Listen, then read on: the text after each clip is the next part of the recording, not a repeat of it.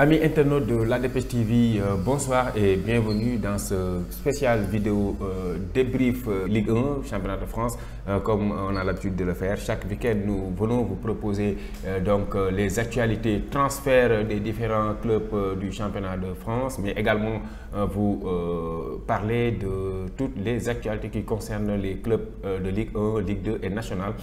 Nous allons sans plus tarder démarrer avec cette actualité qui concerne Idrissa Gana Gueye, le milieu de terrain sénégalais qui a trouvé un nouveau point de chute, en l'occurrence le club de Galatasaray qui demande donc les faveurs du joueur sénégalais. Et aurait même proposé 5 millions d'euros au club parisien pour s'attacher les services d'Idrissa Gana Gueye, mais les Parisiens ont demandé 10 millions d'euros pour lâcher le Sénégalais. Vous n'êtes pas sans savoir que Idrissa Gana Gueye n'est plus en odeur de sainteté avec le club parisien, notamment avec ce fameux problème de maillot aux couleurs LGBT qu'il avait refusé de porter, et depuis là il a eu juste quelques apparitions avant la fin du championnat. Et le joueur est actuellement à la recherche d'un point de chute où déposer ses baluchons, et le Galatasaray serait vraiment une aubaine pour le joueur de la trempe de Idrissa Gana Gueye, âgé de 32 ans. Maintenant, les discussions vont bon train entre le club stambouliote et le club parisien. L'écart, c'est 5 millions d'euros. Espérons qu'ils vont trouver un accord pour que Idrissa Gana Gueye puisse vraiment monnayer son talent du côté de la Turquie.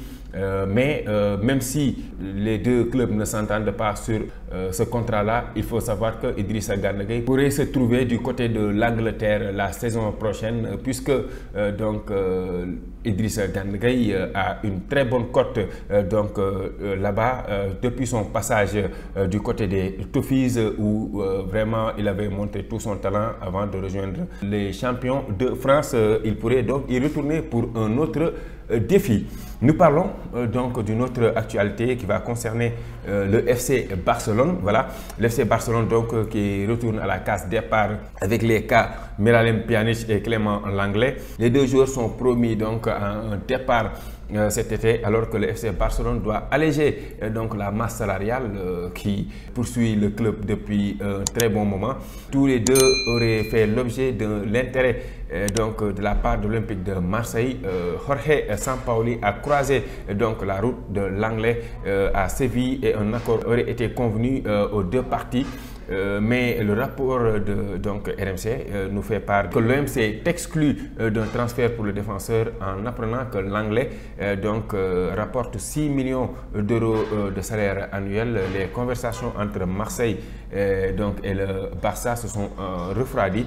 Pjanic, de son côté, qui a passé la saison dernière en prêt à Besiktas, a connu une période difficile à Barcelone. C'était sous l'ère Koeman.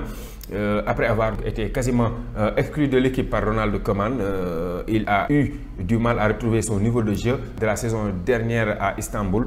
Il a été suggéré que Marseille était une destination potentielle pour Miralem Pjanic, mais les rumeurs ne sont pas encore fondées. C'est des rumeurs juste du côté de la cité phocéenne.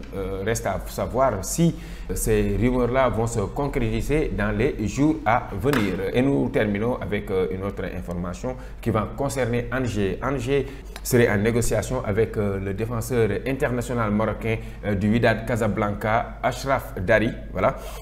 Angers active sa filière marocaine, déjà fort de Soufiane Boufal et d'Azzedine Ouanani. Le ESCO serait, selon le Parisien, intéressé par le défenseur central du Wydad Casablanca, Achraf Dari. Récent vainqueur de la Ligue des champions africaine, le joueur polyvalent aurait séduit Laurent Boissier, le coordonnateur sportif du club de Ligue 1, en quête de 109 dans le compartiment défensif. Les discussions se poursuivent entre les deux parties.